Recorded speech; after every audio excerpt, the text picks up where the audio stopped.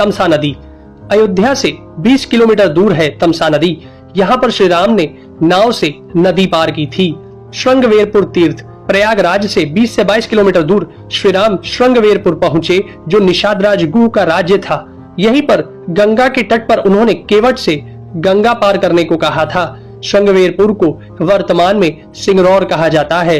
कुरई गांव, सिंगरौर में गंगा पार कर भगवान श्री राम कुरई में रुके थे। प्रयाग, कुरई से आगे चलकर श्री राम अपने भाई लक्ष्मण और पत्नी सहित प्रयाग पहुंचे थे। कुछ साल पहले तक प्रयाग को इलाहाबाद कहा जाता था।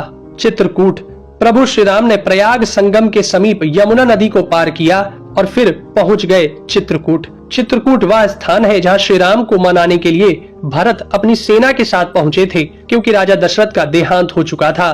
भरत ने यहाँ से श्री राम की चरण पादुका ले जाकर उनकी चरण पादुका रखकर राज्य किया था। सतना, चित्रकूट के पास ही सतना यानी मध्य प्रदेश में स्थित अत्रि ऋषि का आश्रम था। हालांकि पत्नी अनुसुईया के साथ महर्षि अत्रि चित्रकूट के तपोवन में रहा करते थे, लेकिन सतना में रामवन नामक स्थान पर भी श्री राम रुके थे, जहां ऋषि अत्रि का एक और आश्रम था। दंडकारण्य, चित्रकूट से निकलकर श्री राम घने वन में पहुंच गए। असल में यही था उनका वनवास। इस वन को उस काल में दंडकारण्य कहा जाता था।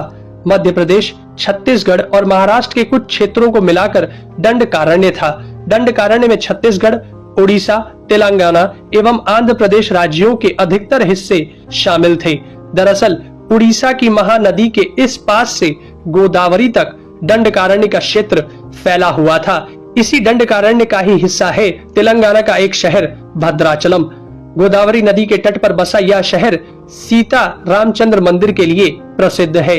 यह मंदिर भद्रगिरी पर्वत पर है।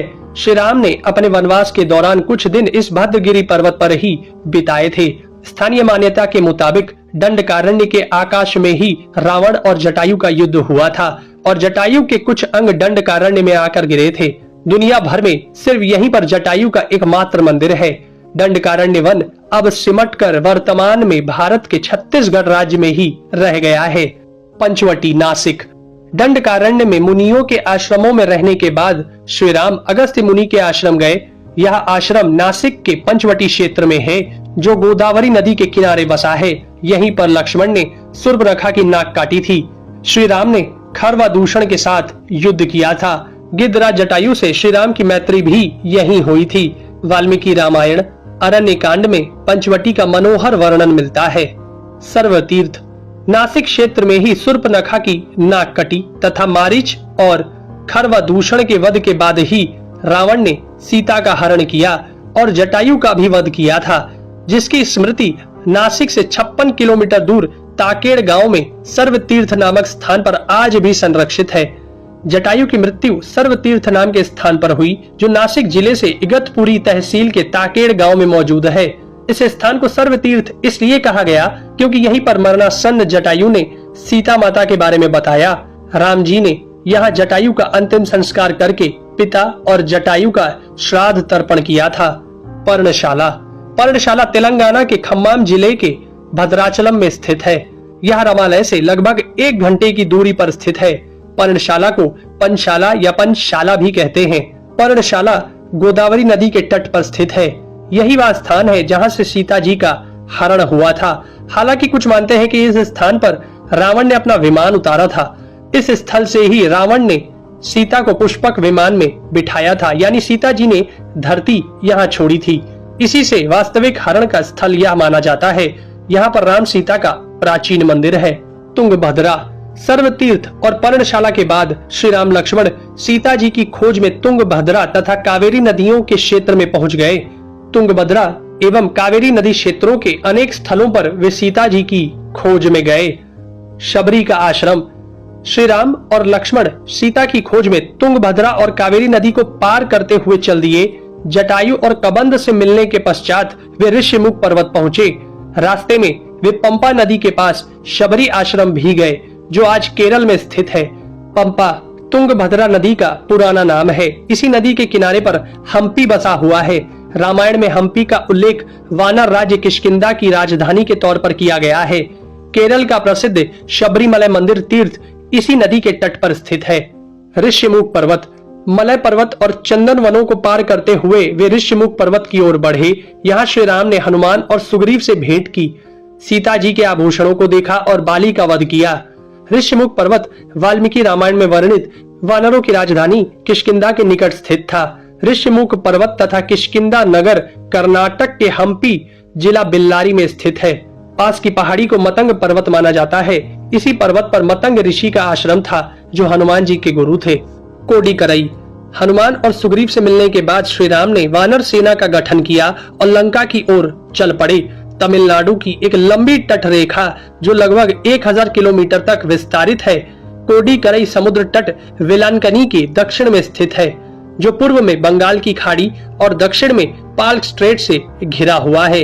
यहाँ श्री राम की सेना ने पड़ाव डाला और श्री राम ने अपनी सेना को कोडिकरई में एकत्रित कर विचार विमर्श किया, लेकिन श्री राम की सेना ने उस स्थान के सर्वेक्षण के बाद जाना कि यहाँ से समुद्र को पार नहीं किया जा सकता और यह स्थान पुल बनाने के लिए उचित भी नहीं है।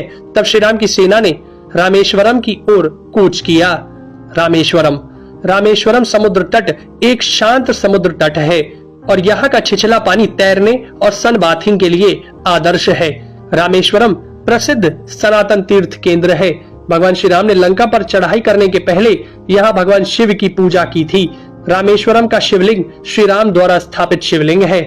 धनुषकोडी या धनुषकोटी। 3 दिन की खोजबीन के बाद श्री राम ने रामेश्वरम के आगे समुद्र में वह स्थान ढूंढ निकाला जहां से आसानी से श्रीलंका पहुंचा जा सकता हो।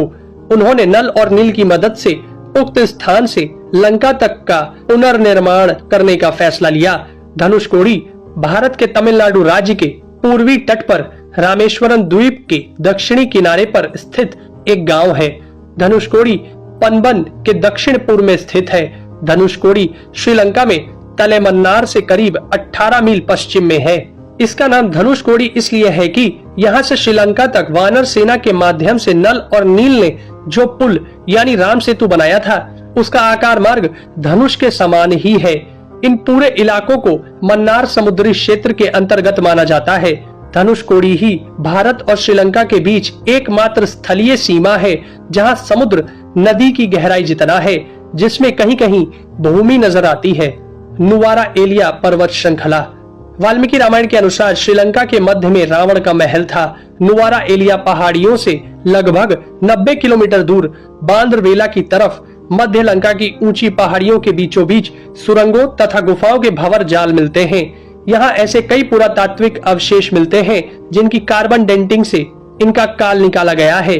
श्रीलंका में नुवारा एलिया पहाड़ियों के आसपास स्थित रावण फॉल, रावण गुफाएं, अशोक वाटिका, खंडहर हो चुके विभीषण के महल आदि की पुरातात्विक जांच से इनके रामायण काल के होने की पुष्टि होती है।